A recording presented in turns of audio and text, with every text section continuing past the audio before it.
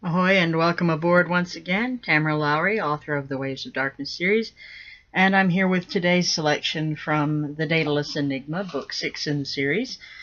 This one is titled Drunken Brawl.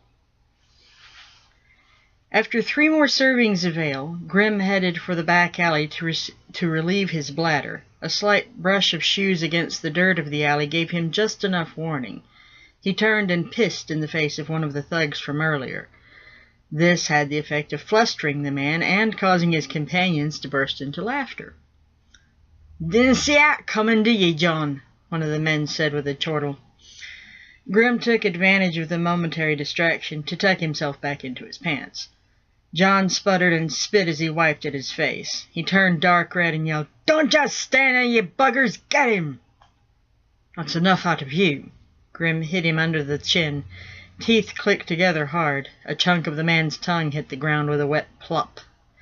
The unconscious man soon followed. Silence reigned.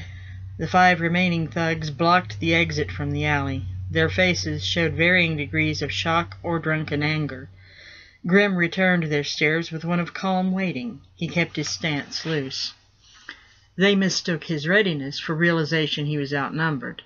Cudgels and knives made their appearance, and the men advanced on him.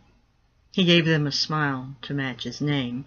It almost seemed a pity how outmatched they were. "If that's how you want it, I hope you're prepared to pay the price."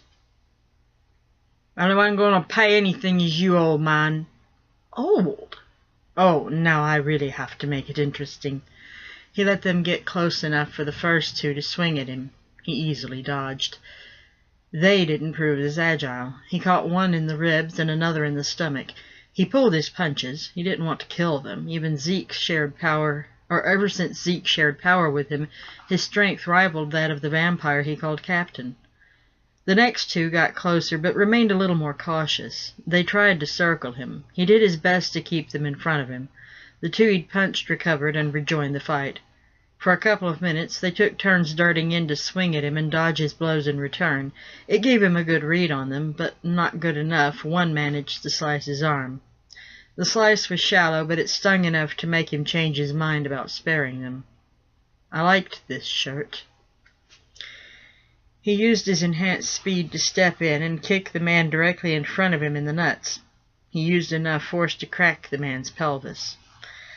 Grim grabbed the arm of another man, turned his knife hand toward a third, and forced the blade into the man's chest.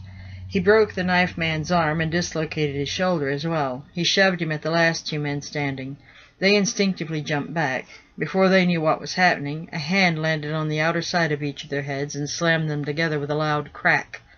Both men collapsed to the ground in convulsions. "Playtime is over, lads. Come on, Hezekiah. It's time we were on our way," Victor declared. Grim stepped over the bodies of his assailants and joined his captain. "You were standing there long enough, Vic."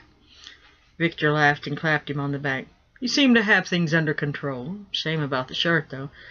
I wish I had Bree here." You know how to mend your clothes, Hezekiah. I do. That is not why I wish I had her here right now. Both men chuckled as they headed for their meeting with Moira. And there will be one more reading from the Daedalus Enigma, after which there will be a respite from the readings until the publication of Maelstrom of Fate. And I look forward to reading to you again next week. Thank you.